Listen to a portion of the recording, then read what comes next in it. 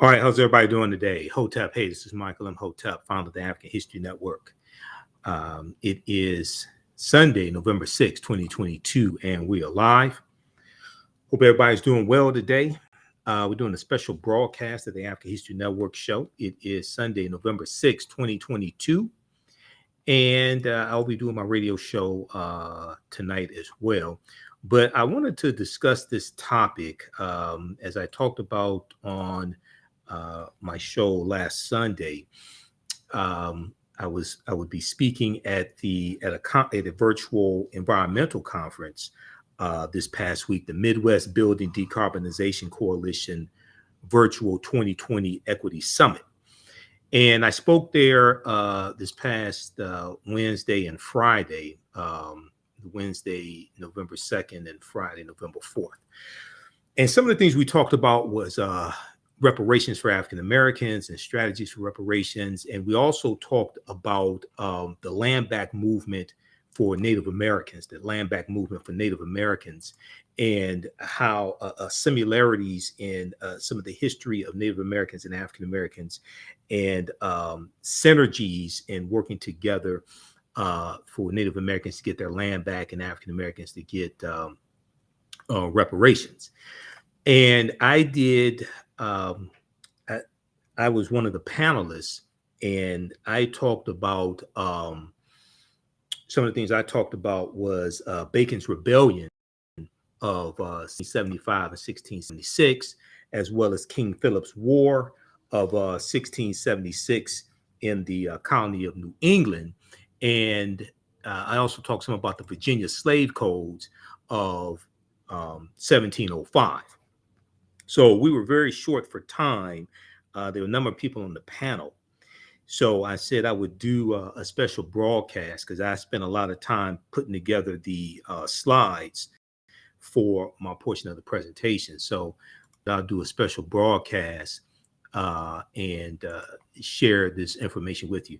Also, I'll give you some information about classes taking place this week. Well, Monday, November 2nd, and Thursday, November 10th.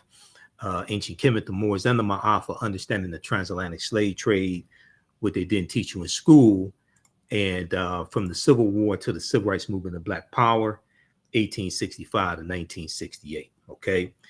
All right. So I want to, Bacon's Rebellion is something that's not talked about a lot. And today we'll deal with the idea of the origin of race. We'll talk about the Virginia slave codes of 1705. We'll deal with the fact that the African Moors were exempt from the Virginia slave codes. Okay. And but not Negroes. And also we'll talk about the petition of the free sundry Moors of South Carolina in 1790, because all this history is connected. And Bacon's Rebellion, in the aftermath of Bacon's Rebellion, puts us on the trajectory of where we are today and dealing with racism. Okay. All right. So I want to go to my PowerPoint presentation here. Let me go to this here just a second. All right, so how many people are familiar with Bacon's Rebellion?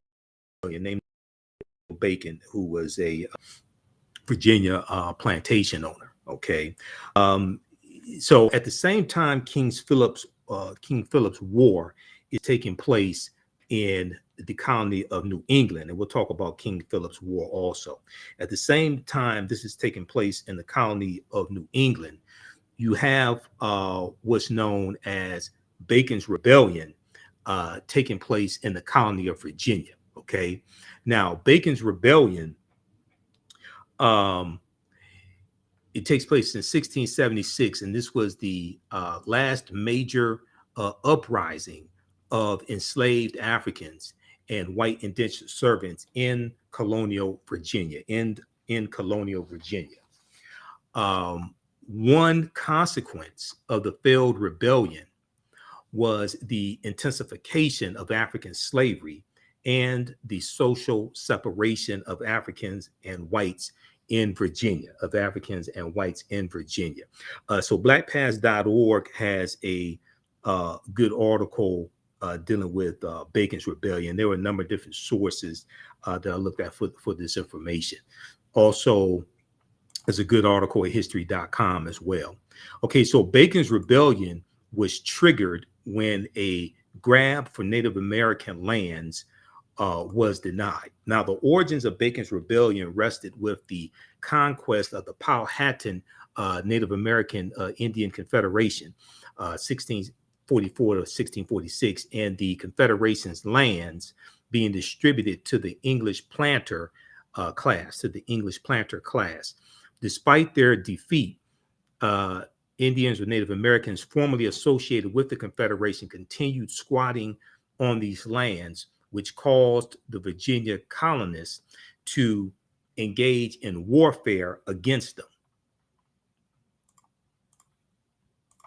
Okay, now the military and political situation was made more complicated by the presence of African slaves who, along with white indentured servants, produced the colony's main crop, which was tobacco. So this is before cotton became king.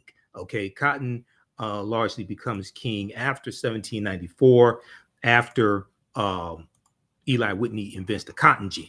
Okay, and this the cotton gin greatly the cotton gin greatly reduces the cost of producing cotton. It was a device that efficiently removed the seeds out of cotton. Okay, then in 1803 you had the Louisiana Purchase, and the U.S. gets 828,000 square miles of land for less than 3 cents an acre from France.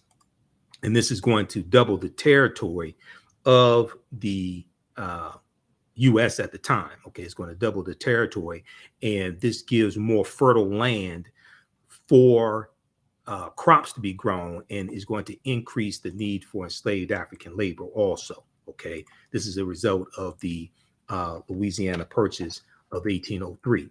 All right, now, so at this time, 1676, tobacco is the main cash crop that is being grown. All right, now, planters looked down upon the African slaves, indentured servants, and landless freemen, both white and African or black, whom they called the Giddy Multitude, Giddy, during the decades of the 1650s and 1660s. A sizable number of indentured servants, both African and white, both white and black, who had completed their required indentured labor service, clamored for old Powhatan Native American land, as well, which was under the control of Governor William Berkeley at the time, who was the governor of the Virginia colony. Okay, and Governor William Berkeley and his planter class associates. Okay, so Nathaniel Bacon,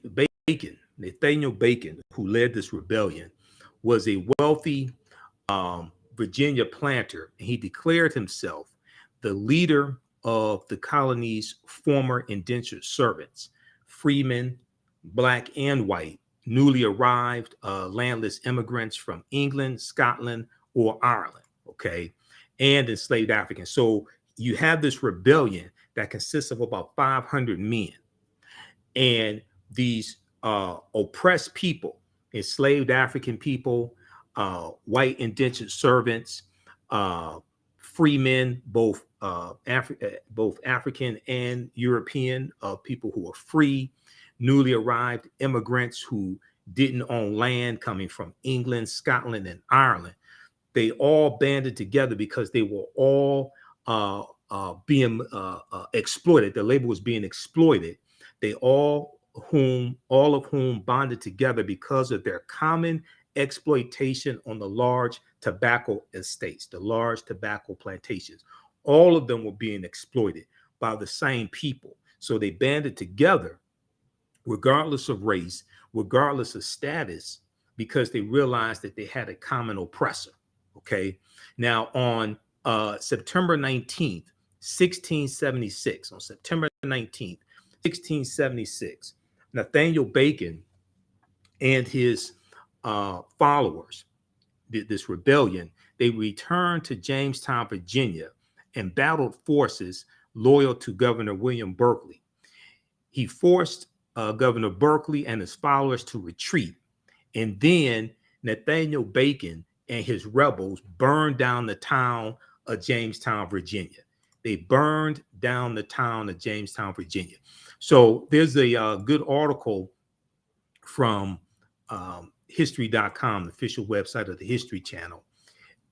This article right here, which deals with why America's first colonial rebels burned Jamestown to the ground. Why America's first colonial rebels burned Jamestown to the ground. Bacon's rebellion was triggered when a grab for Native American lands was denied. Okay. And it deals with this history that is a very pivotal time in history. And as a result of Bacon's rebellion, we're going to see the term white be introduced into the British colonies. And it's going to have a devastating effect. It's going to have a devastating impact. Okay. So check out this article here dealing with Bacon's rebellion also. Poor farmers have been hit hard by falling tobacco prices, and many of the borders of the colony's frontier wanted to expand westward. There, they faced threats from Native Americans intent on protecting their ancestral lands. When the colonists called on their governor for military support, he refused. Okay. Let me see. Let me go down to this part here. Okay. Nathaniel Bacon was declared a rebel by the governor, who was his cousin by marriage. Let's see.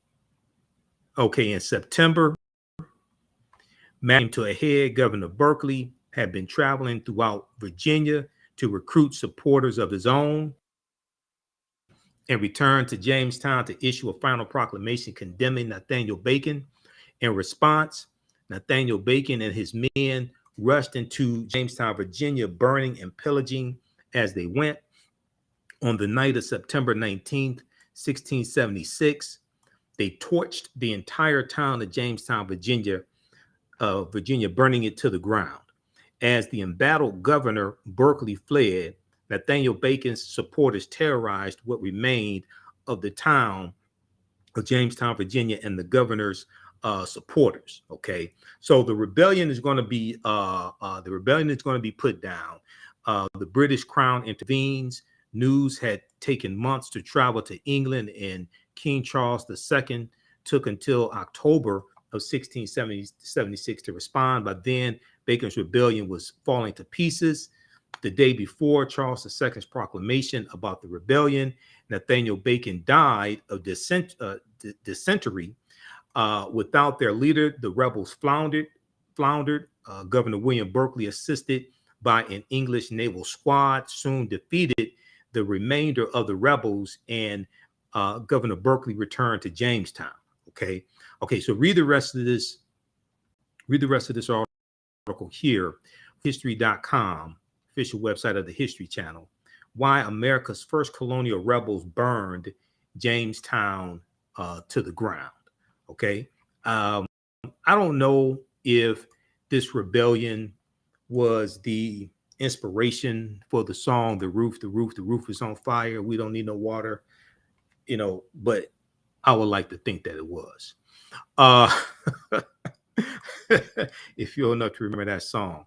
Okay, so let's continue here. Now, what happens is, as a result of Bacon's rebellion, there's a good piece from history.com called The History of the Idea of Race, the history of the idea of race. Now, toward the end of the 17th century, toward the end of the 1600s, labor from England began to diminish, and the colonies were faced with two major dilemmas.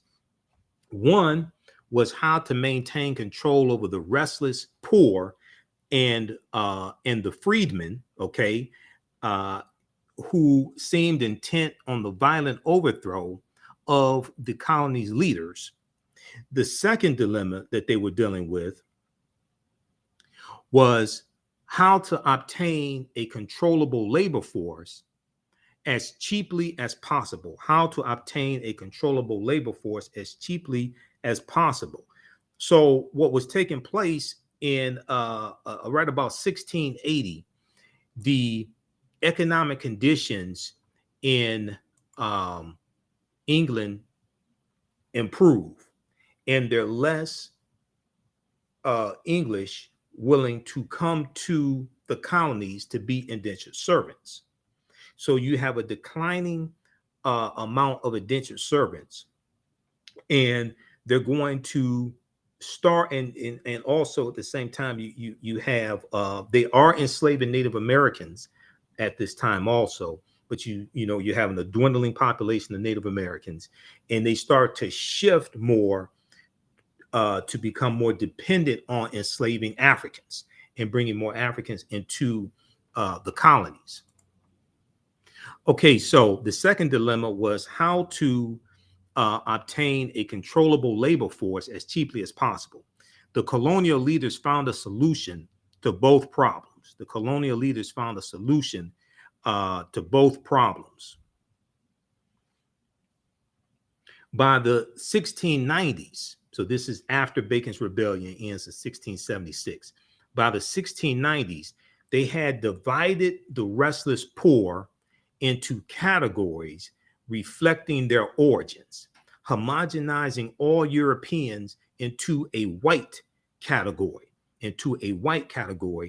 and instituting a system of permanent slavery for Africans, the most vulnerable members of the population. So they're instituting chattel slavery for African people, and for the Scottish and the Irish, for the English, for these Europeans, they introduced the term white right about 1681 in the colony of Virginia. This is going to spread through the other colonies, and they're trying to group all of the Europeans together. And what they want to do is break up the alliance between enslaved African people and still some African indentured servants.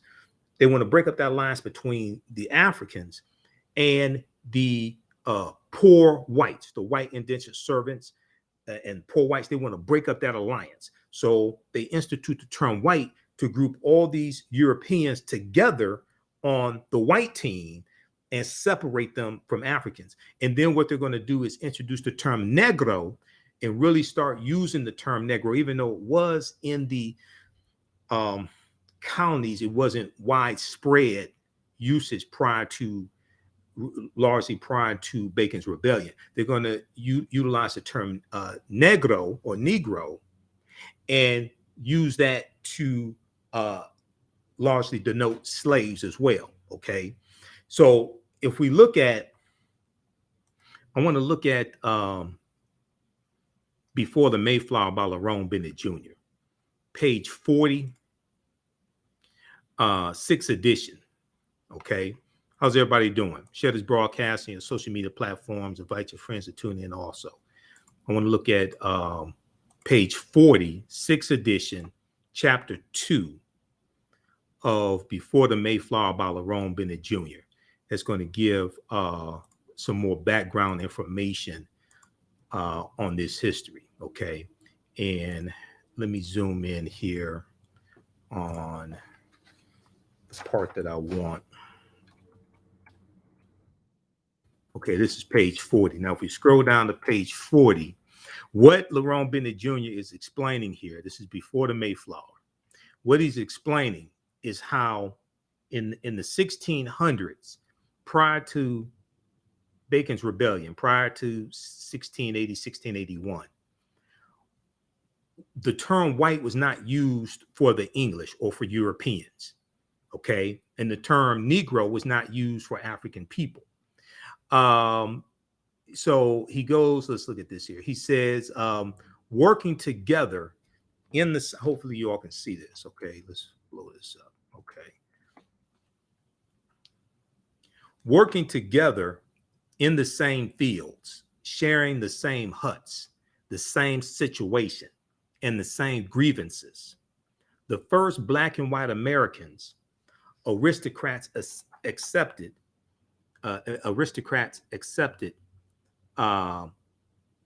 developed strong bonds of sympathy and mutuality. They ran away together, played together, and revolted together. They ran away together, played together, and revolted together. Let me see how this looks. Okay. So can you all see that?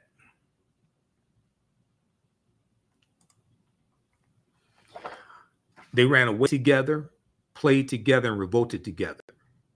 They made it. Let's see. Here we go. They made it and married, siring a sizable mixed population. So you had it. So the mistake that people make is they think that when those 20 and odd Africans on the White Lion pirate ship, August 20th, 1619, are exchanged for food and water supplies, they think a system of slavery and racism already existed in the British colonies, and it did not. Codified slave laws didn't exist in the British colonies. At the 13 British colonies, codified slave laws didn't exist at that time. Okay. This is what's taking place. The term Negro was not largely being used at this point in time. In the process,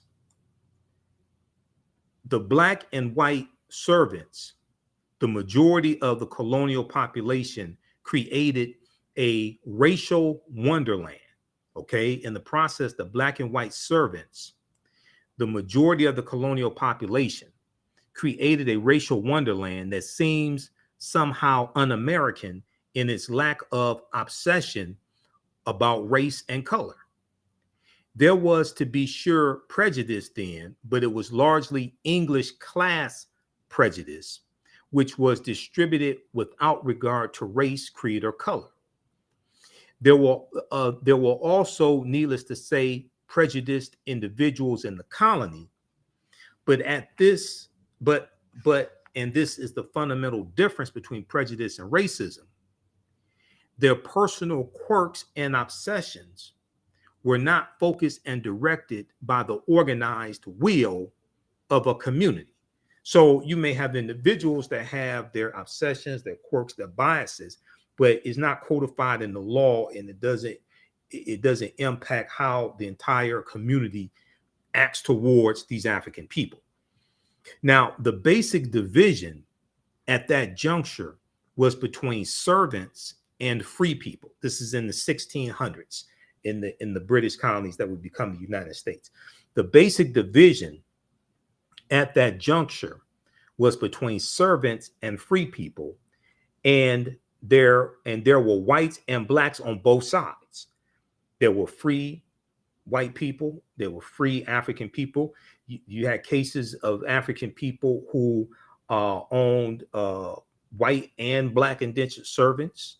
Okay, so you have all this taking place. The first colony to have codified slave laws is going to be Massachusetts in 1641. They come to Connecticut in 1650, come to Virginia about 1660, 1661. The codified slave laws are hitting the different colonies at different times. Okay, all this stuff didn't just happen all at one time. All right, all this stuff didn't just happen at one time. This evolves over time. This is why it's important to understand this chronology of history.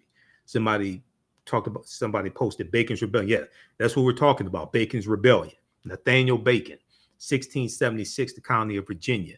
And in a minute, we're going to talk about King Philip's War of 1675, 1676 in the colony of New England. Okay, now, Let's continue. It appears from survive. Okay, so let me back up. The basic division at that juncture was between servants and free people, and there were whites and blacks on both sides of the line. Of all the improbable aspects of this situation, the oddest to modern blacks and whites, the oddest to modern African Americans and whites, is that white people did not seem to know that they were white in the 17th century, especially in the early 17th century, prior to Bacon's Rebellion, the 1600s.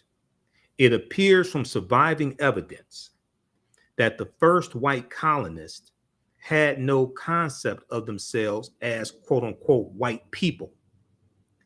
The legal documents identified whites, who we will call white people. The legal documents identified them as Englishmen and or Christians. The word white, with its burden of arrogance and biological pride, developed late in the century, late in the 17th century, which is late in the 1600s, after Bacon's Rebellion. It's going to be introduced in the Virginia colony right about 1681, okay? Developed late in the century as a direct result of slavery and the organized debasement of blacks. The organized debasement of blacks. The same point can be made from the other side of the line. For a long time in colonial America, there was no legal name to focus white anxiety. The first blacks were called blackamoors, Moors, Negers, Negers, and Negars, Negars. The word negro or negro, which is a Spanish and Portuguese term for black, or it can mean a black thing, did not come into general use in Virginia until the latter part of the century, the latter part of the 17th century, which are the 1600s. That's going to be after Bacon's Rebellion. See, it's important to understand this chronology of history and actually what happened and the names we had throughout history before we were called Negroes. Okay, so he's talking about an African presence here in the colonies, and you had African Moors who were here before European settlers come here. Okay, now if we go to we'll go to the next page. That's page 40. If we look at page 41 quickly here, a similar course of development was roughly characteristic of New York, the colony of New York, where the black settlement preceded the English, and the name New York preceded where the black settlement preceded the English and the name New York. There are records from 1626 identifying 11 blacks. Now, this is when it was a Dutch colony called New Amsterdam. Okay, this is when it was a Dutch colony called New Amsterdam. The colony of New Amsterdam is going to become a British colony called New York. There are records from 1626 identifying 11 blacks or Africans, about 5% of the non-Indian population, who were servants of the Dutch West Indian Company, which was one of the slave trading companies that these Europeans had organized and were financed by the wealthy, things like this, to go out and explore and conquer lands and capture Africans. And they were, like the English were enslaving Native Americans also. We'll talk about that here in just a minute. But they're talking about the Dutch West Indian Company. The 11 African pioneers were males. Responding to the pleas of these males, the Dutch imported 3 women identified as Angolans in 1628. In 1644, some 18 years after their arrival, the Dutch Negroes, as they were called, filed a petition for freedom, the first black legal protest in America. The petition was granted by the Council of New Netherlands, which freed the Africans because they had, quote, served the company 17 or 18 years, end quote, and had been long since promised their freedom on the same footing as other free people in New Netherlands. Okay, the 11 Africans, 11 blacks uh, listed in the petition were Paul de Angola, Big Manuel, Little Manuel, Manuel de Garrett, Derens, Simon Congo, Anthony Portuguese, Gracia, Peter Santome, John Francisco, Little Anthony, and John Fort Orange all received parcels of land in what is now Greenwich Village. All received parcels of land in what is now Greenwich Village. What is essential to grasp about the first Africans in New York is that let me scroll over here, is that they stood on the same footing as white indentured servants from the very beginning. Quote, they had almost full freedom of motion and assembly, said James Weldon Johnson, who wrote this in Black Manhattan. James Weldon Johnson is the same man that wrote the lyrics to Lift Every Voice and Sing, the Black National Anthem. Quote, they were allowed to marry. Wives and daughters had legal protection against the lechery of masters, and they had the right to acquire and hold property, end quote. So this is in the 1600s. What has been outlined above with reference to New York and Virginia holds good also, though with minor variations for other colonies, including the colony of Pennsylvania, where the system of black indentured servitude was so rooted that black servants outnumbered black slaves at the time of the Revolution.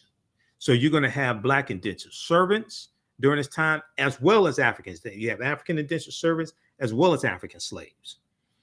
But they're going to start phasing out as you go further into the 1600s and then go into the 1700s. They're going to start phasing out the indentured servitude system and rely more and more on enslaving African people and enslaving them for perpetuity. And we're going to see the Virginia slave codes of 1705 play a huge part in this. Okay, so this is page 41 of Before the Mayflower by Lerone Bennett Jr. Okay, now I want to go to, I'm going to go back to a PowerPoint presentation here, because when I spoke at Midwest Building Decarbonization Virtual 2022 Equity Summit on Wednesday, March 2nd and Friday, March 4th. Wednesday, November 2nd, and then Wednesday and Friday, November 4th. I didn't have a lot of time I spent a lot of time putting together these slides. So putting together this information, doing the research, I did not have a lot of time to get through the information, but the people were blown away by what I shared with them. Okay, now, let me go back to this here. Where am I?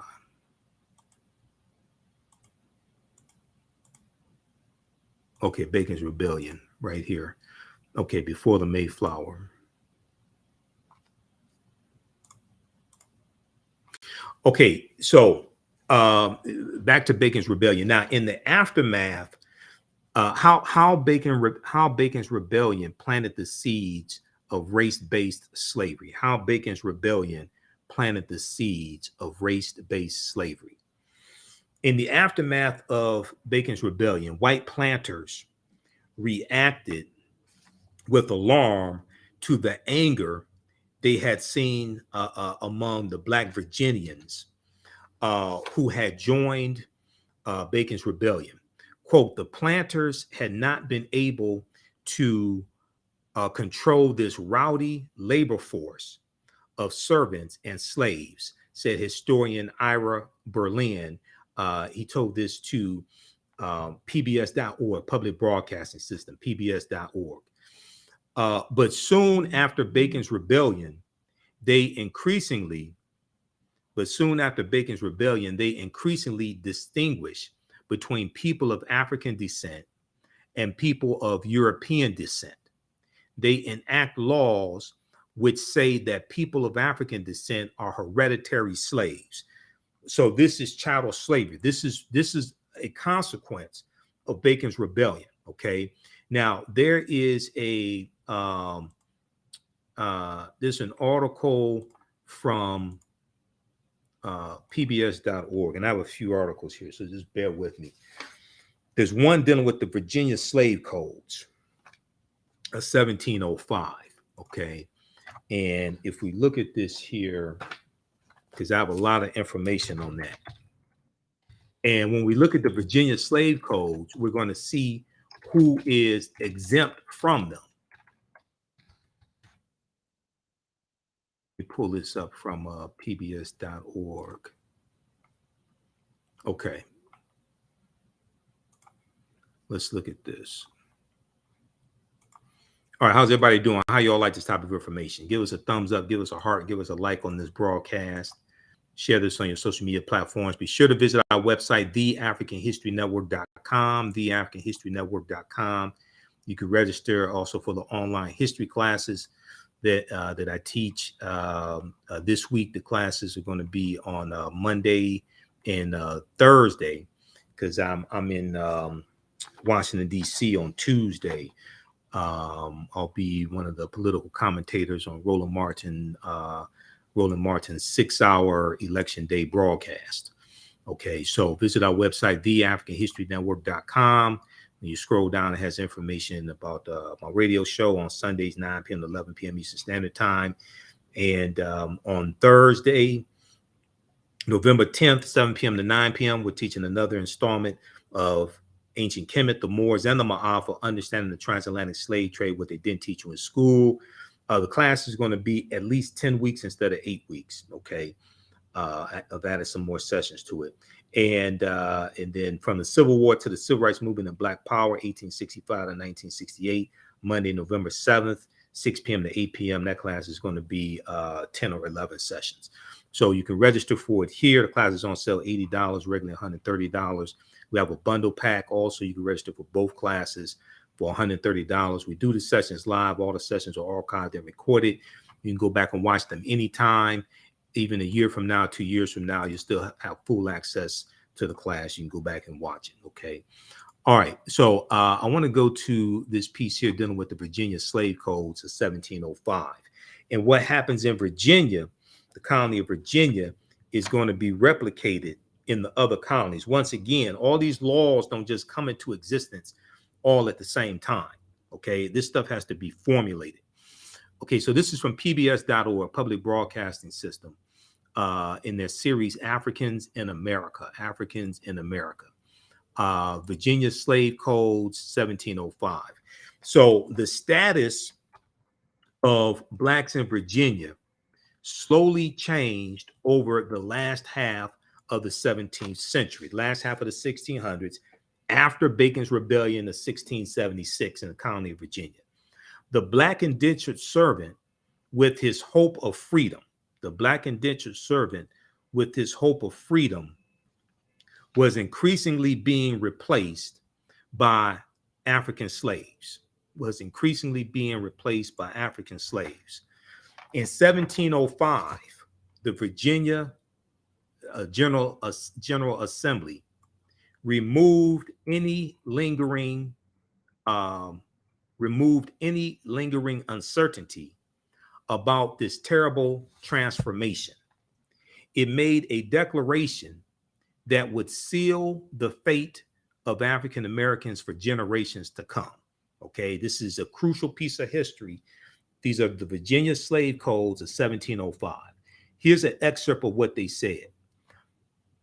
All servants imported and brought into the country who were not Christians in their native country shall be accounted and be slaves, All Negro, mulatto, and Indian slaves, because they did have Native American slaves also. We're going to talk about that as well. That's a piece of history that's not really talked about a lot. All Negro, mulatto, and Indian slaves within this dominion shall be held to be real estate. If any slave resists his master, correcting such slave, and shall happen to be killed in such correction, the master shall be free of all punishment. The master shall be free of all punishment, as if such accident never happened. Okay, now that comes from the Casual Killing Act of 1669 in the colony of Virginia, and then that gets incorporated into the Virginia slave codes of 1705. Okay, we'll talk about that in just a minute. The Casual Killing Act of October 20th, 1669, which stated that if in correcting, disciplining a slave, if the master or the mistress accidentally killed the slave, okay, the African slave, they would not face legal consequences. Okay, it was, oops, did I do that? My bad. No legal consequences. All right. Now, the Virginia Slave Code of 1705, which would also serve as a model for other colonies, because once again, they're formulating this whole system. Okay. And just because one colony has a law doesn't mean it exists in the other colonies. You have 13 different colonies. They have different laws. So they have to, each colony has to adopt these laws. The law imposed harsh physical punishments since enslaved persons who did not own property could not be required to pay fines. It stated that slaves needed written permission to leave their plantation, that slaves found guilty of murder or rape would be hanged, that for robbing or any other major offense, the slave would receive 60 lashes with the whip and be placed in stocks where his or her ears would be cut off. This is the Virginia slave codes of 1705. And that for minor offenses, such as associating with whites, slaves would be whipped, branded, or maimed. Whipped, branded, or maimed for minor offenses of associating with whites. Now, for the 17th century African slave in Virginia, disputes with a master could be brought before a court for judgment. That's in the 1600s, 17th century. But with the Virginia slave codes, what we're going to see is we're going to see the rights of African people being eradicated. They're slowly eroding their rights and creating the system of chattel slavery. With the slave codes of 1705, this is no longer the case. So in the 1600s, slaves in Virginia that had disputes with their master, they could take their master to court. The Virginia slave codes of 1705 changes that law.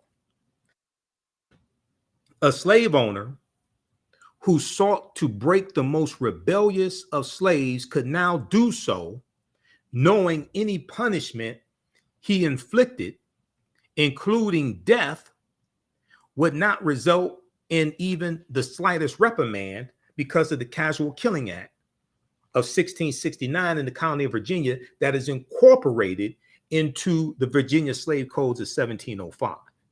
Okay, now this is a brief synopsis of the Virginia slave codes. Now this is from pbs.org, Public Broadcasting System. Okay,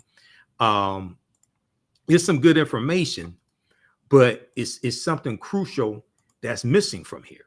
Okay, so let's look at this piece right here from, I want to look at, let's look at Encyclopedia Virginia, encyclopediavirginia.org. Okay, an act concerning servants and slaves. This is looking at the Virginia slave codes of 1705. Okay, just a second. Let me, because I'm flipping back and forth between Firefox and Google Chrome. Okay, where is that? We have it. I have it up here in Firefox. Okay, we're coming to this next. Just a second here. Where is that? Okay, let me just pull this up. This is an act concerning service. I want to look at specifically section 4.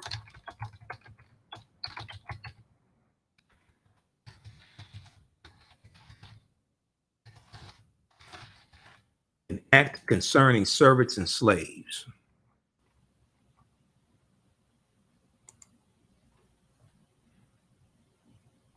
And they show they have the primary documents here also. Okay, stand by. Okay, this is what I want right here. Oh no, that's not it. Hold on.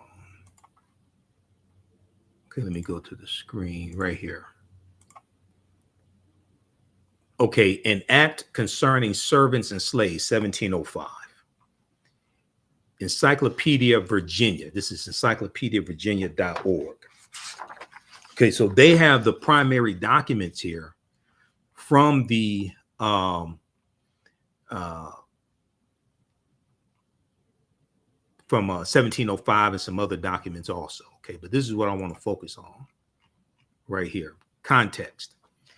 In an act concerning servants and slaves passed by the Virginia General Assembly in October 1705, Virginia's colonial government collects old and establishes new laws with regards to indentured servants and slaves,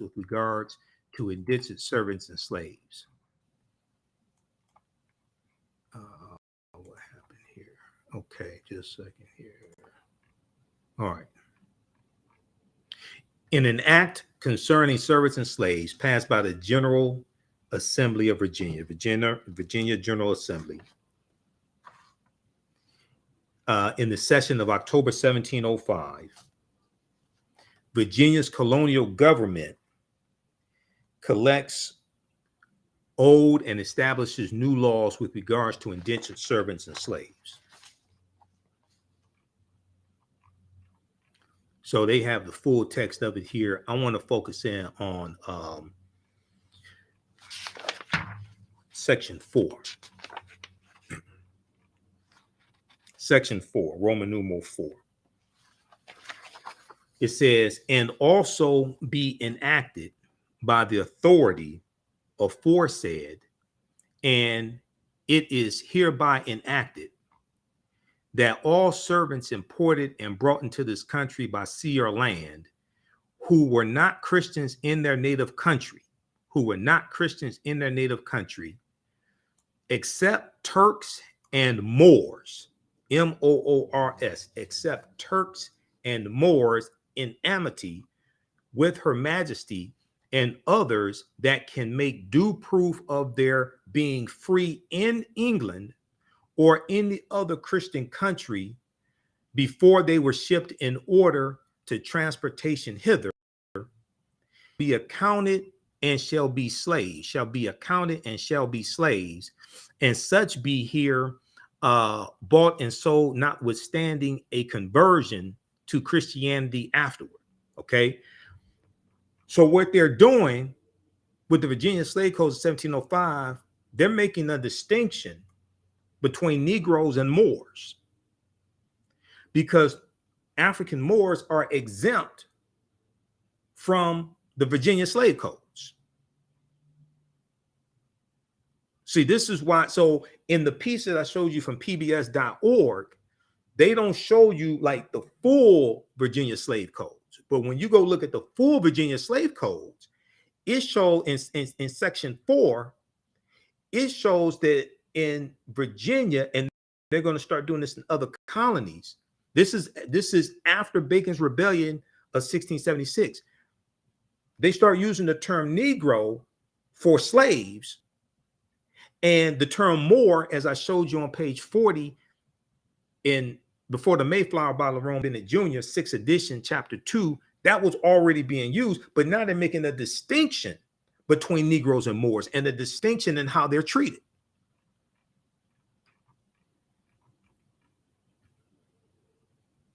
They go on to section 5, and be it enacted by the authority aforesaid, and it is hereby enacted that if any person or person shall hereafter import into this colony and here sell as a slave any person or persons that shall be a free man in any Christian country, island, or plantation, such importer or seller as aforesaid shall forfeit and pay to the party from whom the said free man shall recover his freedom double the sum for which the said free man was sold, to be recovered in any court of record within this colony according to the course of the common law, wherein the defendant shall not be admitted to plead in bar any act or statute for limitation of actions. Okay.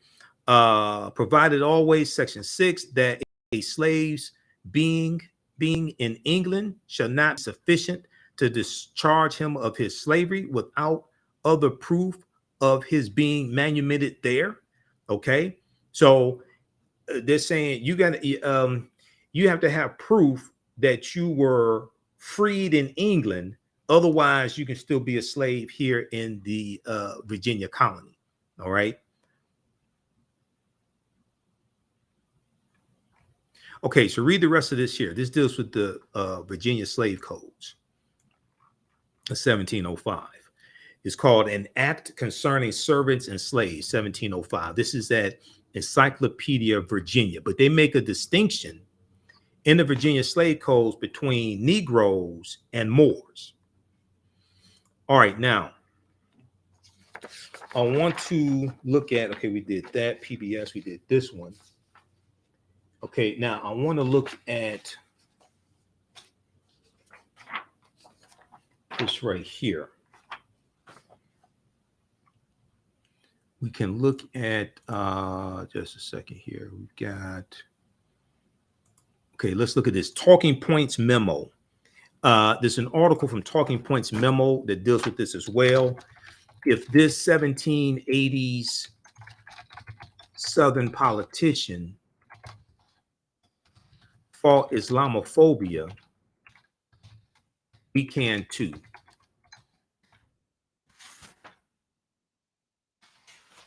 Because they talk about the Moor Sundry Act of 1790 here, which I've talked about before, and they talk about the Treaty of Peace and Friendship. So let's look at this here.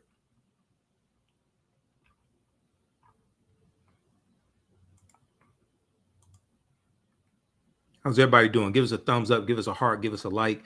Also, if you like this type of information, you can support the African History Network, $ the AHN Show through Cash App, $ the AHN Show through Cash App, and through PayPal, paypal.me/the AHN Show. This helps us keep doing the research, stay on the air, keep broadcasting, pay some of the bills. When I go to Washington, D.C.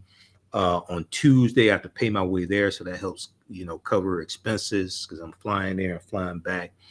And then also be sure to register for our online history classes also that we have going on this week. We'll post a link here for the courses, Ancient Kemet, the Moors, and the Mahafa, Understanding the Transatlantic Slave Trade, what they didn't teach you in school, and from the Civil War to the Civil Rights Movement and Black Power, 1865 to 1968. Okay, let's go back to this here. I want to go to this article here from Talking Points memo.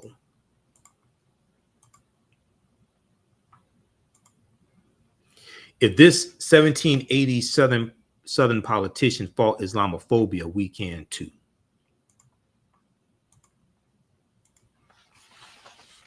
Okay, this is from February 13th, 2015. here's what I want to focus in on. Okay, to talk about Islamophobia. Let's start at the beginning. They say, let's start at the beginning. By the time of the American Revolution, which is 1775 to 1783, a sizable Moroccan community known as Moors, in the language of the era, ERA, had developed in and around Charleston, South Carolina. Had developed in and around Charleston, South Carolina.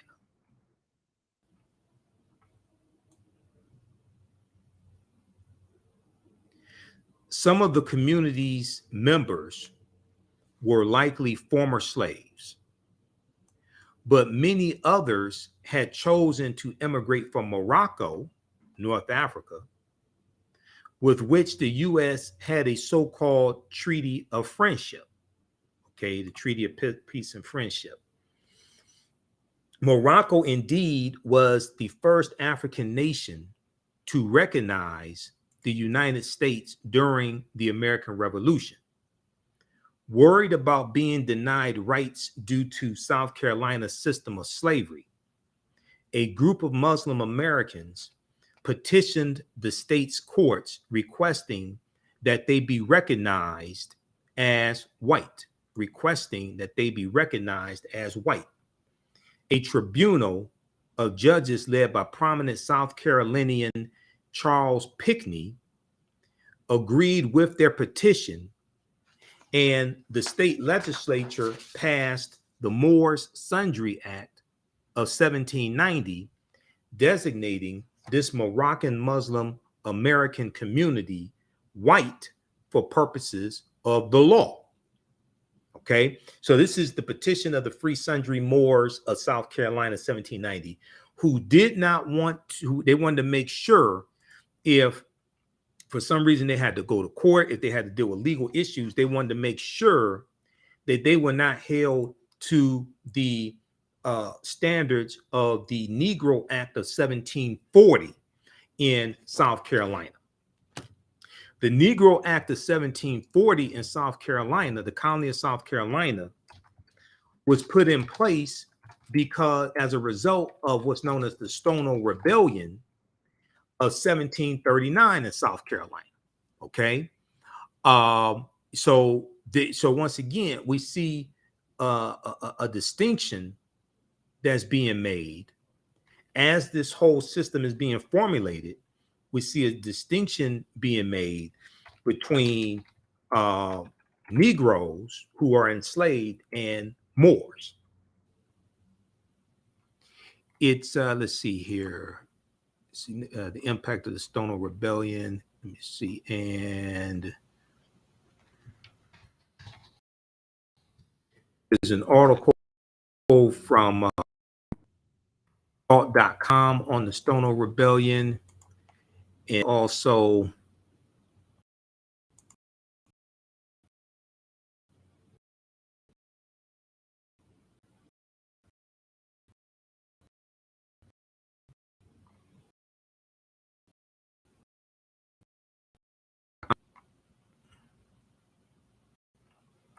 face-to-faceafrica.com.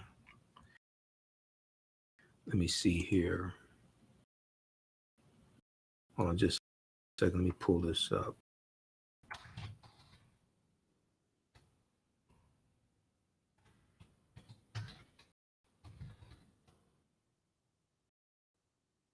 Okay, if we look at pbs.org, if we look at this on pbs.org, in just a second, let me refresh the screen here. This is acting up. Stand by.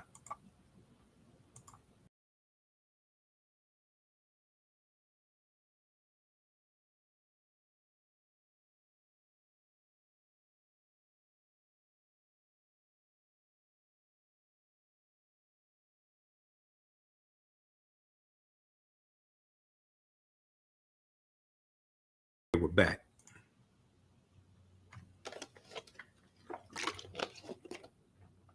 All right. So let's look at this from pbs.org on the Stono Rebellion of September 9th, 1739. This is a slave rebellion in South Carolina. We'll look at this briefly here. This is from Africans in America, pbs.org.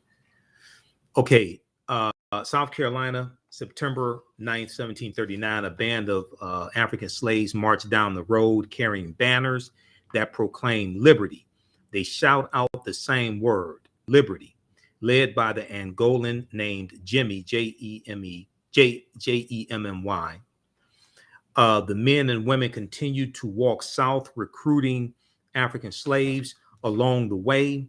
By the time they stopped to rest for the night, their numbers will have approached 100. What exactly triggered the Stono Rebellion is not clear.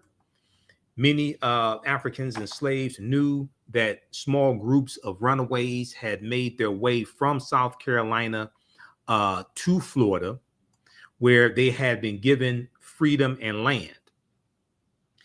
Looking to cause unrest within the English colonies, because this is before the American Revolutionary War. It doesn't start until 1775.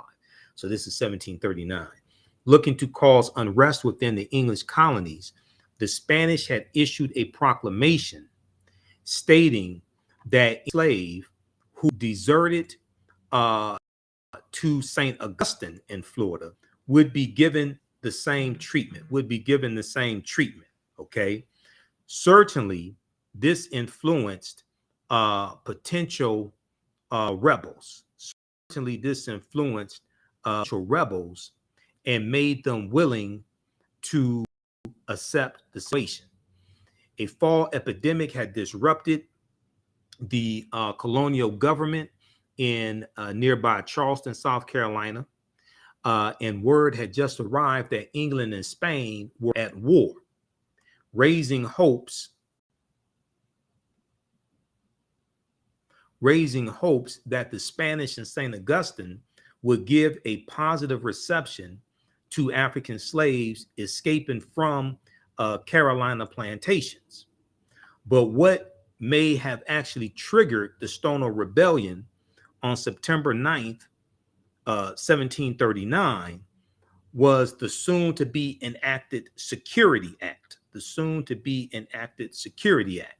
In mid-August of 1739, a Charleston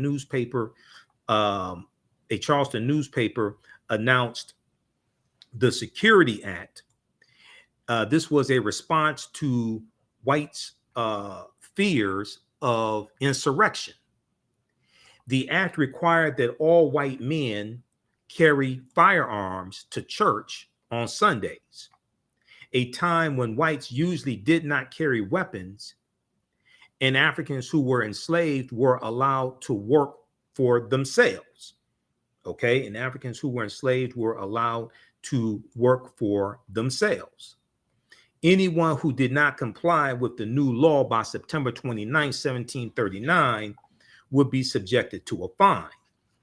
Whatever triggered the Stono Rebellion early on the morning of September 9th, 1739, which was on a Sunday, about 20 Africans who were enslaved gathered near the Stono River in St. Paul's Parish, less than 20 miles from Charleston, South Carolina.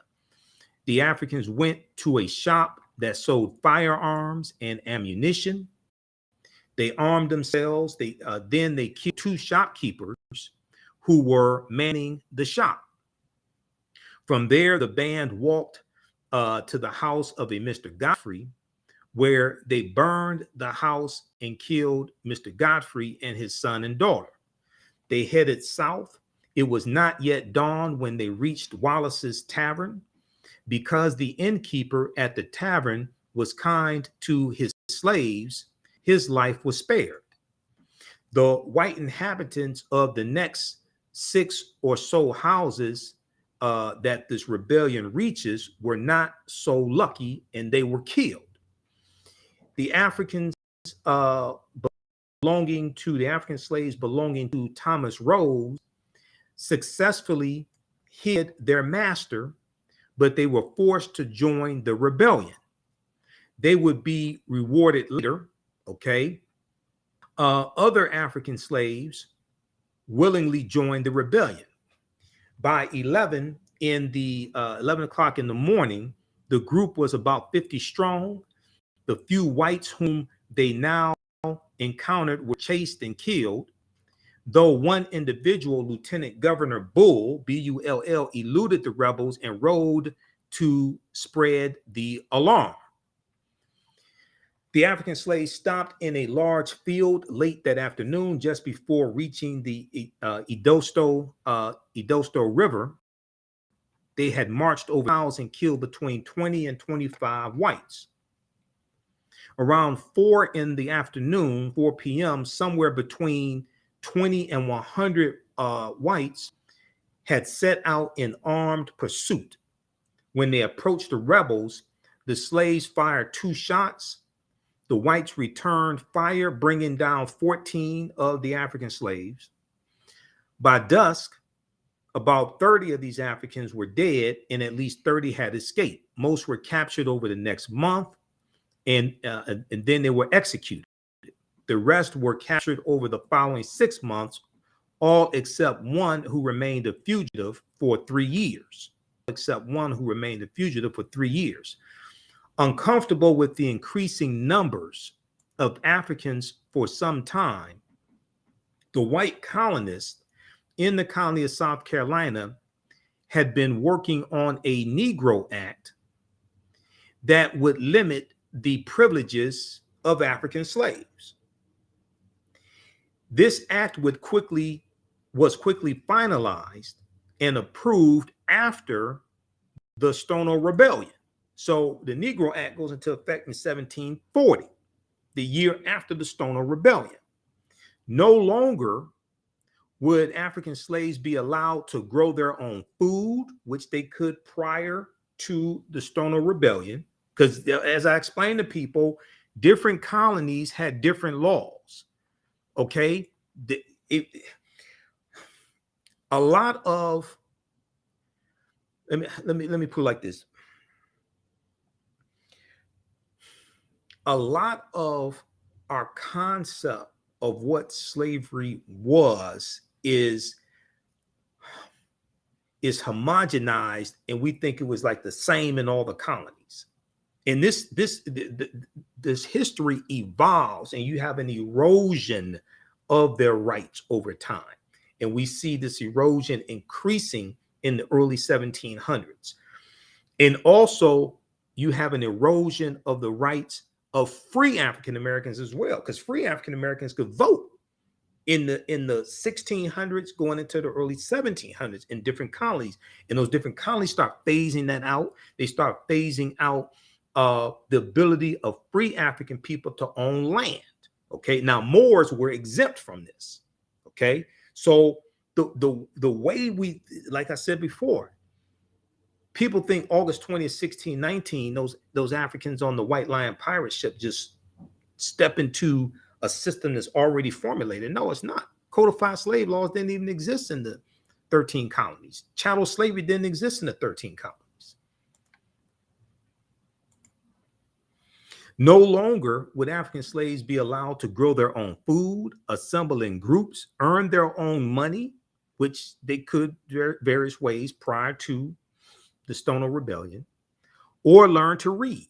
Okay, because even though we have the concept that it was illegal for slaves to learn to read and write during slavery, in some colonies prior to, in the 1600s, they could.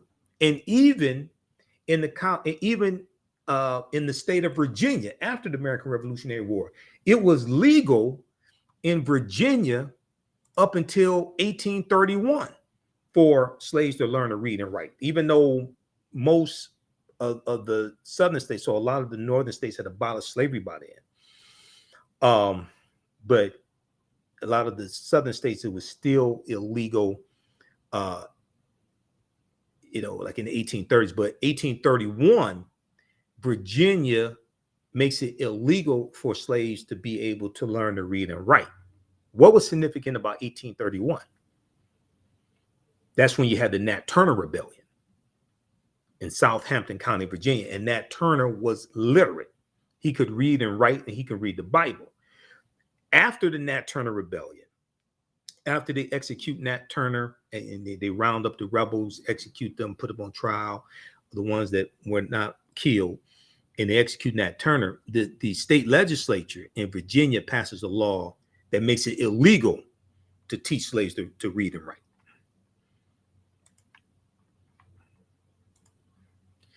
Okay, so no longer would African slaves be allowed to grow their own food, assemble in groups, earn their own money, or learn to read.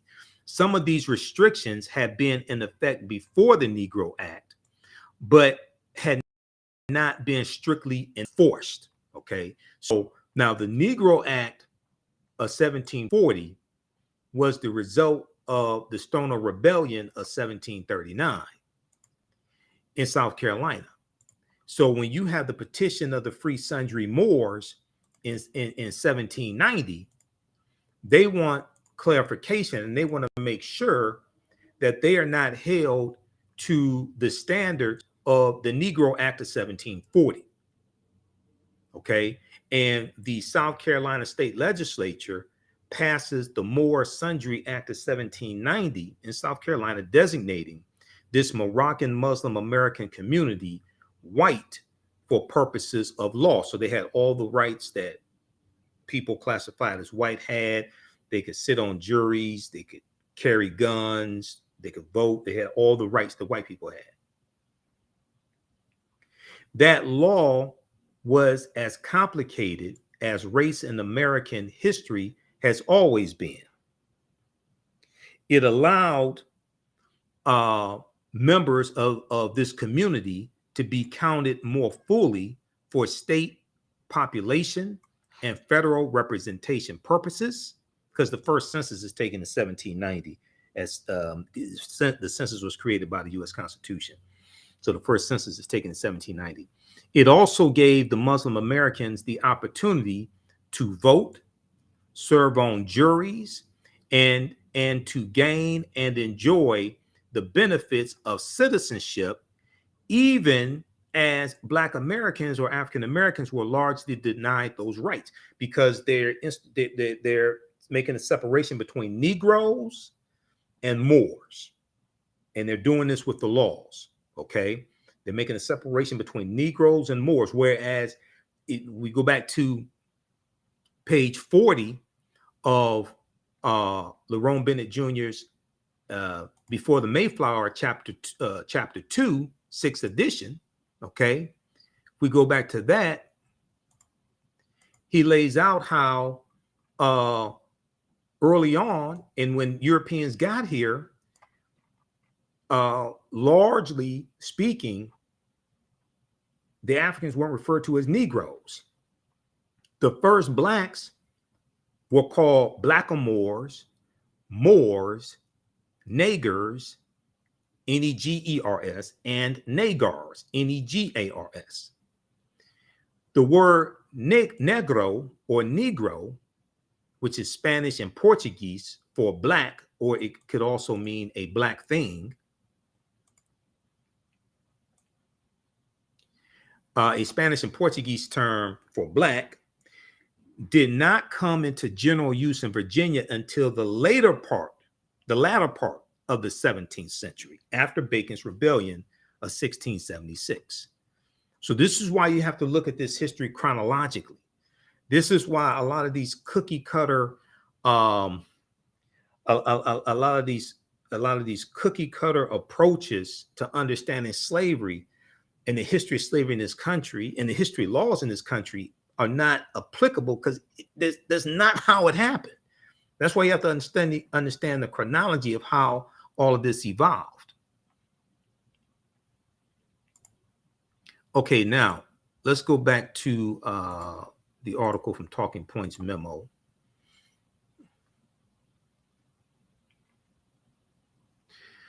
So the Moor Sundry Act of 1790 in South Carolina designated the Moroccan Muslim American community white for purposes of the law.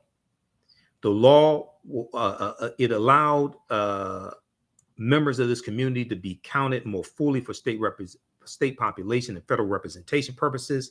It also gave these Muslim Americans the opportunity to vote, serve on juries, and to gain and enjoy the benefits of citizenship, even as Black Americans or African Americans or African people were largely denied those same rights. The revolutionary history gets broader and deeper still.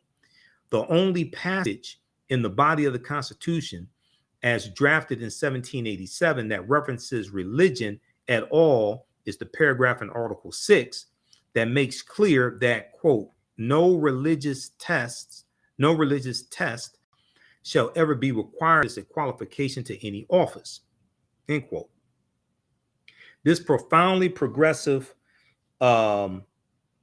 phrase, written in an era when every other constitutional government around the world featured an official state religion, was drafted by none other than Charles Pinckney. Okay.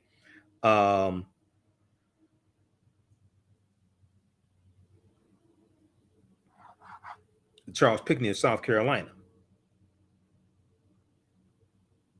After the Constitution was drafted, Charles Pinckney was tasked with taking it before the South Carolina state legislature for the state's ratification debate. During the debate, he was asked by one of the legislators about the exact Article 6 paragraph, and more exactly about whether it would mean that a Muslim could run for office in the United States. Charles Pinckney's answer was, yes, it does, and I hope to live to see it happen. Yes, it does, and I hope to live to see it happen.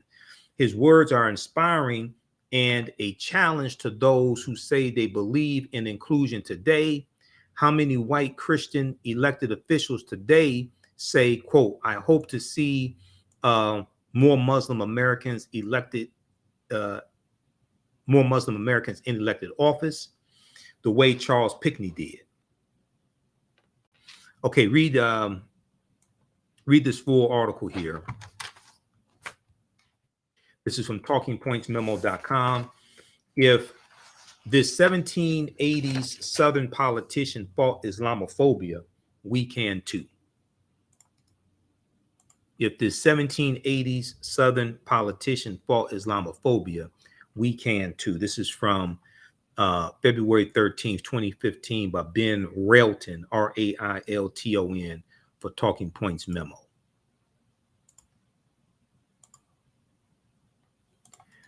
All right. Now, there's a couple more things and I have to get out of here. Okay, so we did that. We did an act concerning servants and slaves. Okay, let me go back to the PowerPoint presentation. Okay, give us a thumbs up, give us a heart, give us a like on this broadcast. Also, be sure to register for my online history classes as well.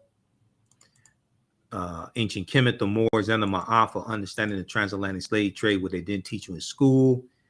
And from the Civil War to the Civil Rights Movement and Black Power, 1865 to 1968. Okay, how Bacon's rebellion planted the seeds of race-based slavery. This is an excerpt from the article that I showed you, Why America's First Colonial Rebels Burned Jamestown, Virginia to the Ground, from history.com. Planters feared what their white indentured servants could do, so they slowly eliminated the system of white indentured servitude, relying instead on enslaved African people to work their plantations. Backlash from Bacon's rebellion is credited with helping kick off the racial distinctions that defined the colonies and the United States that followed, because it's going to be after Bacon's rebellion that they institute the term white in the colony, starting with the colony of Virginia right around 1681, and then it's going to spread throughout the other colonies. And they're trying to break up the alliance between enslaved African people and any African indentured servants. Are trying to break up that alliance between them and white indentured servants and poor Europeans. Okay, let me see here. Just a second. Let's see where I left off.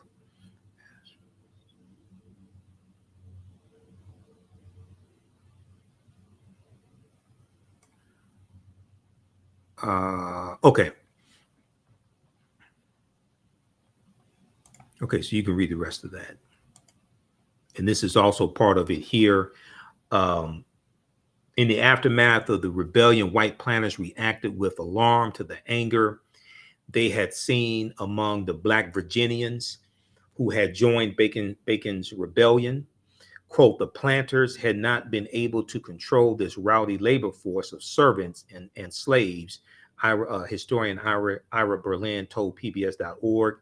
Quote, but soon after Bacon's rebellion, they increasingly distinguished between people of African descent and people of European descent. They enact laws which say that people of African descent are hereditary slaves, end quote. They institute the Virginia Slave Codes of 1705, which then are adopted by versions of that are adopted by the other colonies. Okay. There was this good article here from the New York Times, and I talked about this when I spoke at the virtual environmental summit this past week. Black Native American and fighting for recognition in Indian country. Black Native American and fighting for recognition in Indian country. And this talks about a man named Ron Graham, whose ancestors are known as Creek freedmen. His ancestors were owned by the Creek Indians, because the Choctaw, Creek, Cherokee, and Seminole Indians all owned African slaves. And they were among the thousands of African Americans who were once enslaved by tribal members in the South and who immigrated to Oklahoma when their tribes were forced off their homelands and marched west in the 1830s. That's on the Trail of Tears. Okay, and they all go out west into Oklahoma, and about a third of the people on the Trail of Tears were African slaves, because the Choctaw, Chickasaw, Creek, Cherokee, and Seminole Indians all own African slaves. And Tulsa, Oklahoma is going to be founded by Creek Indians around 1834. Okay, I have actually a 2.5-hour lecture that I've done dealing with the history of Black Wall Street and Tulsa, Oklahoma, all of that. So that's available at our website. This one here, Black Wall Street from Destruction to the Resurrection of Economic Empowerment. Okay, this one right here. We have it on DVD at our website, TheAfricanHistoryNetwork.com, TheHistoryNetwork.com, as well as other lectures there from my online. So, all right, why isn't this moving? Okay, there we go.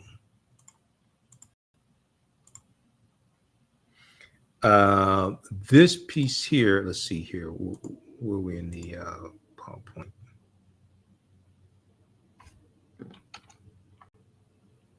Okay, let me go back to this article quickly. This is from the New York Times. Okay, in the treaty signed after the Civil War, which is 1861, 1865, they won freedom. These Africans who were slaves of these what are known as the 5 civilized tribes of Native Americans, they won freedom and were promised tribal citizenship and an equal stake in the tribe's lands and fortunes. But what followed were broken promises, exclusions, and painful fights over whether tens of thousands of descendants should now be recognized as tribal members. Some of the descendants have won lawsuits seeking inclusion in the Cherokee Nation. Some gained nominal citizenship as Seminoles, Seminole Indians, Black Seminoles, but said they could not access tribal services. Others, like Ron Graham, have nothing. But now a landmark Supreme Court decision for tribal sovereignty has breathed new life into their fight. In July 2020, the Supreme Court recognized a huge portion of eastern Oklahoma as reservation land under the terms of an 1866 treaty. And these are the Black Freedmen Indian Treaties of 1866. The same treaty also guaranteed that freed African slaves and their descendants would, quote, have and enjoy all the rights and privileges of native citizens, end quote. Okay, so read the rest of that. They estimate there's about 160,000 descendants of those formerly enslaved bodies, Native American nations, these five. Now, I'm not saying all of the 566 federally recognized tribal nations own slaves. We're talking about these. These are some of the largest, what are known as the five civilized tribes of Native Americans: the Choctaw, Chickasaw, Creek, Cherokee, and Seminole Indians. Okay, read this. And then also, now what's interesting is that I've talked about this before. You have well, number one, a lot of the early African American landowners in Tulsa, Oklahoma, got land from these Indian treaties and the Dawes Allotment Act of 1887. Read this article here: 9 entrepreneurs who helped build Tulsa's Black Wall Street. This is from history.com, official website of the History Channel, May 14th, 2021. Quote, their relative wealth, the relative wealth of some Black folks in Oklahoma comes in part through their connection to the tribes, to these Native American nations, and their land ownership, says Hannibal B. Johnson, historian and author of Black Wall Street 100, and the American City grapples with its historical racial trauma. The Dawes Allotment Act of 1887, named after Senator Henry L. Dawes of Massachusetts, authorized the government to divide tribal territories into allotments for individual Native Americans. So the majority of that land was supposed to go to Native Americans and Black Indians, okay? And white people ended up getting 2/3 of the land. This is where you get the term the $5 Indian from, because white people found out about this land giveaway, and you had to anglicize your name to get added to the Dawes rolls, which is like a census, okay? $5 to have their names added to the Dawes rolls, so they could get it also. And they ended up, it's 138 million acres of land. White people got 2/3 of this land. Okay, so the Dawes Act 1887 authorized the government to divide tribal territories into allotments for individual Native Americans, which included Black members. As word spread that Indian Territory was a safe place for African Americans to settle, between 1865 and 1920, more than 50 Black townships were founded in Oklahoma, including in Tulsa, Oklahoma. Okay. So read this article here from Hannibal B. Johnson. I read Hannibal B. Johnson's first book on Black Wall Street, which is this one right here, Black Wall Street from Riot to Renaissance in Tulsa's historic Greenwood District. So this is one of my sources for my lecture, my 2.5-hour lecture dealing with the history of Black Wall Street and the origins of Tulsa, Oklahoma also. And I deal with a timeline of history leading up to the attack June 1st, 1921 as well. Okay, there was the Casual Killing Act of 1669. You can check this out.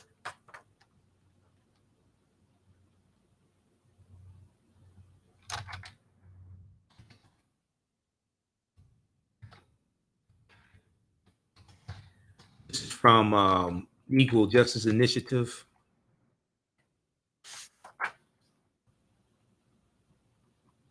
Brian Stevenson's organization. October 20th, 1669, Colonial Virginia.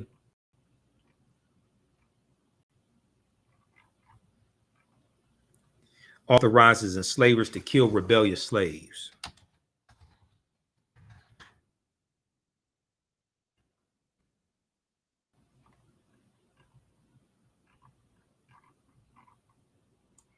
Hold on.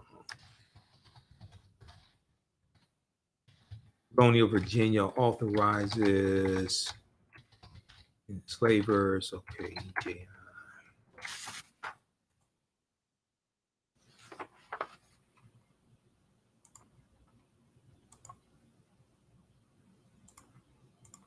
All right, here we go.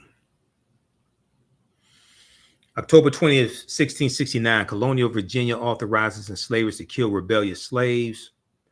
The Virginia Colonial Assembly, October 20th, 1669, enacted a law that removed criminal penalties for enslavers who killed enslaved people resisting authority. The assembly justified the law on the grounds that the obstinacy of many enslaved people cannot be suppressed by other than violent means, by violent means. The law provided that an enslaver's killing of an enslaved person could not constitute murder because the premeditated malice element of murder could not be formed against one's own property. In subsequent years, Virginia continued to reduce legal protections for enslaved people.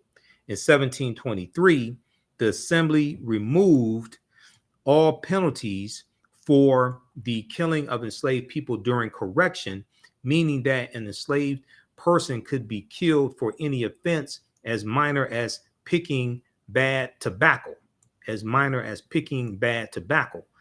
willful or malicious killing of an enslaved person could constitute murder in theory, but the law excused the killing of an enslaved person if the killing was in any way provoked.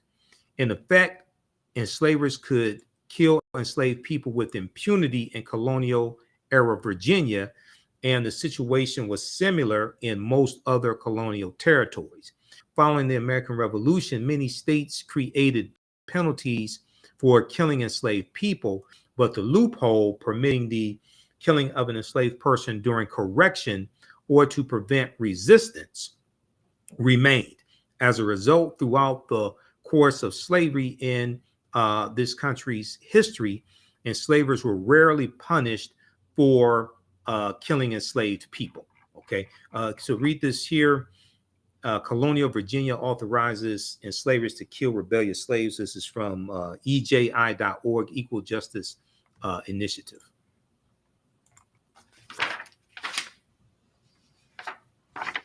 Also, check out the history of the idea of race at Britannica.com. They have some good information there as well. That was one of my slides that I did in my presentation at the conference this past week. That was one of my sources. The idea of the history of race from Britannica.com.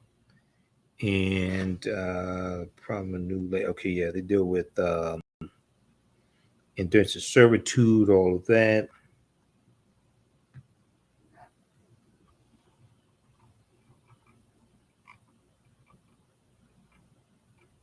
By the mid 17th century, mid 1600s, a wealthy few had encumbered virtually all lands not under Indian control, and were attempting to work these lands using indentured servants. The working poor, as those eventually freed from servitude, had little on which to survive, and their dissatisfaction with the inequities of colonial society led to riots and numerous threats of revolt. After 1619, this group of poor servants, including many Africans and their descendants, some of whom had experience in Spanish and Portuguese colonies, were where slave labor was widely used. Okay, so read this also.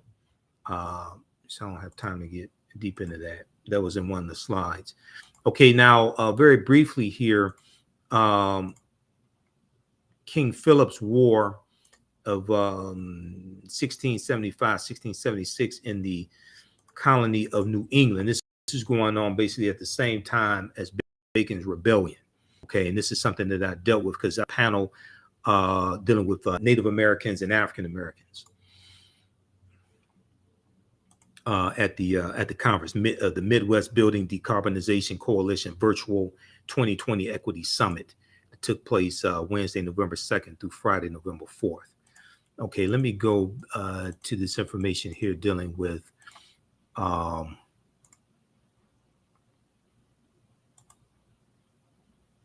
right here. Colonial enslavement of Native Americans included those who were surrendered.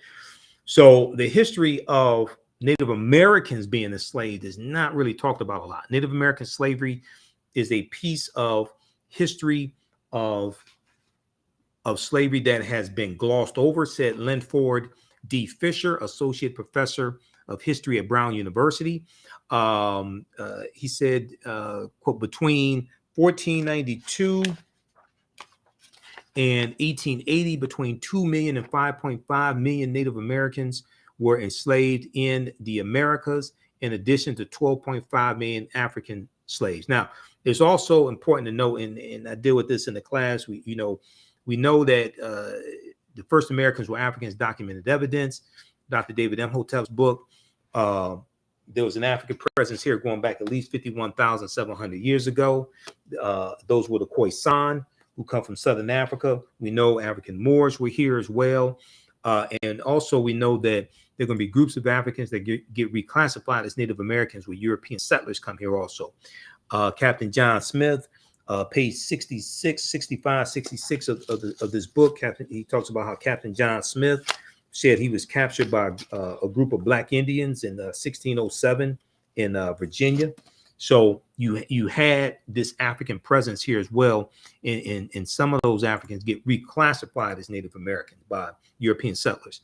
Now, while natives had been forced into slavery and servitude as early as 1636, it was not until King Philip's War that natives were enslaved in large numbers. Associate Professor Linford Fisher wrote in the study. The 1675-1676 war, King Philip's War, pitted Native American leader King Philip, also known as Metacom, Metacom, and his allies against the English colonial settlers. This is in the colony of New England. During the war, New England colonies routinely shipped Native Americans as slaves to Barbados, which we know was a British colony, Barbados, Bermuda, Jamaica.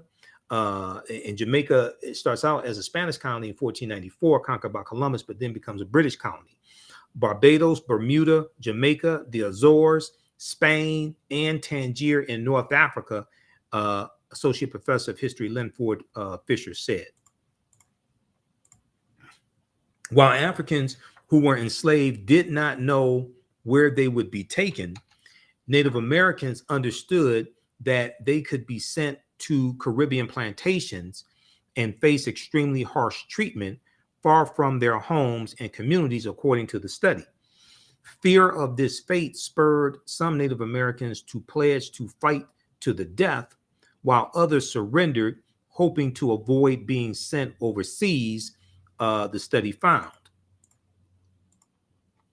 Now, Professor Linford Fisher's study entitled "Why Shall We Have Peace to Be Made Slaves, Indian Surrenderers During and After King Philip's War." This study appears in the journal Ethnohistory, a volume devoted to scholarship on indigenous slavery in the New World. Native American enslavement was documented in colonial correspondence, shipping records, court cases, town records, colonial government orders, and petitions from colonists to the British government. So this is at brown.edu. This article is from February 15th, 2017. Colonial enslavement of Native Americans included those who surrendered to. So at the same time of King Philip's War was raging in the colony of New England. You had Bacon's Rebellion in the colony of Virginia that I already talked about. All right. So hopefully you learned a lot from this broadcast, this history lesson. This is some of the information that I presented at the environmental conference this past week, and I did not get a chance to, because there were so many people on the panel. They were short on time. The session was only like an hour and 15 minutes. I didn't get a chance to get deep into this information like I was able to get into it today. Okay, be sure, if you like this type of information, give us a thumbs up, give us a heart, give us a like on this broadcast. Be sure to register for my online history classes, okay? This helps support the African History Network. This helps finance the research, helps us stay on the air, keep broadcasting, pay some of the bills, helps when I have to pay the troll, because Tuesday, November 8th, I'll be one of the political commentators for Roland Martin Unfiltered for their 6-hour broadcast, election day broadcast. It's 7 p.m. to 1 a.m. Eastern Standard Time. Okay, we'll have information on our website also, TheAHNShow.com. But visit our website, TheAHNShow.com, and you can register for the online history classes I teach. So this week, because I'll be out of town this week, we'll have class on Monday. We'll have class on Monday and Thursday.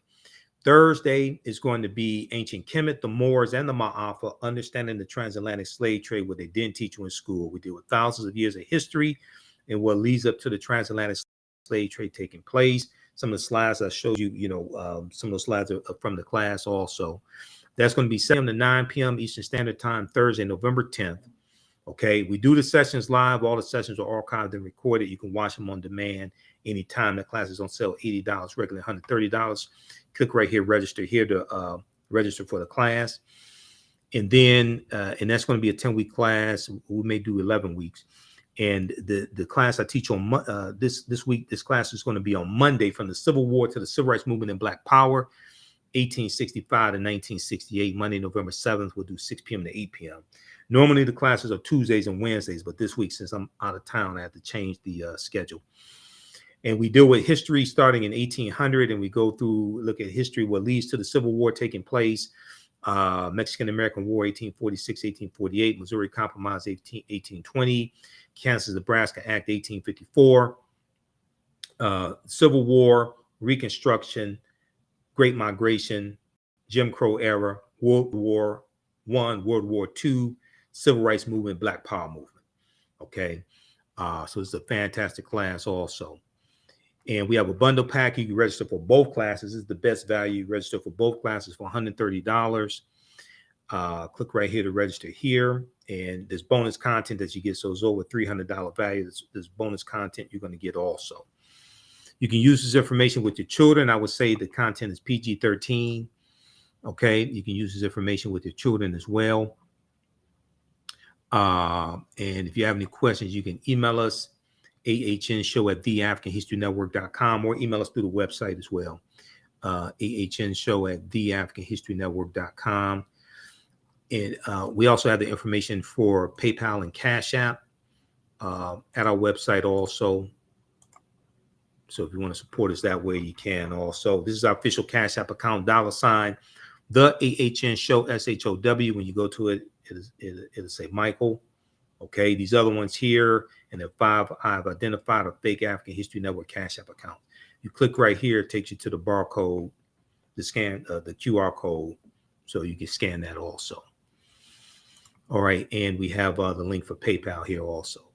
Okay, we have to get out of here. Be sure to follow us on our fan page, The African History Network, The African History Network, and our YouTube channel, Michael Imhotep, IMHOTEP. And listen to the African History Network show Sundays, 9 p.m. to 11 p.m. Eastern Standard Time on 9:10 a.m. Superstation WFDF. And we have the information on the homepage of our website as well. And the land back movement, this is something that we were talking about at the conference. The land back movement, you may have seen commercials for it. This is from landback.org. This is a Native American movement. Land back is a movement that has existed for generations with a long legacy of organizing and sacrifice to get indigenous lands back to indigenous hands, to get indigenous lands back to indigenous hands. Currently, there are land back battles being fought all across Turtle Island, which is one of the original names for this land we call the United States of America.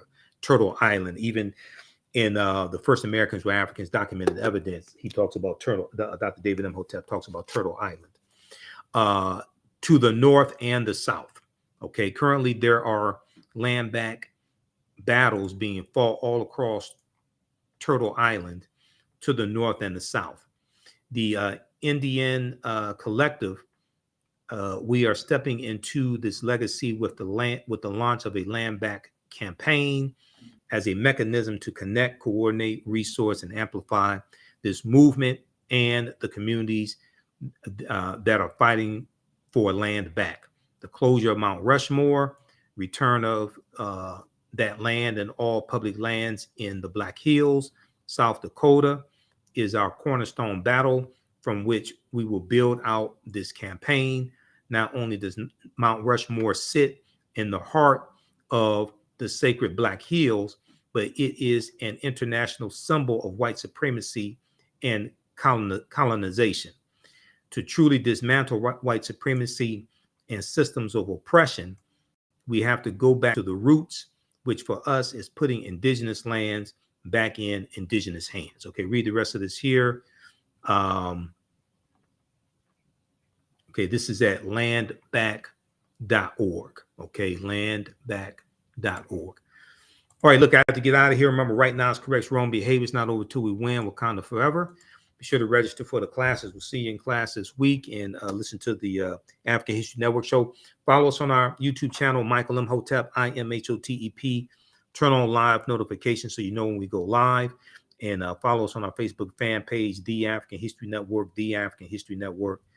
Turn on live notifications so you know when we go live there. Okay? Talk to you next time. Peace.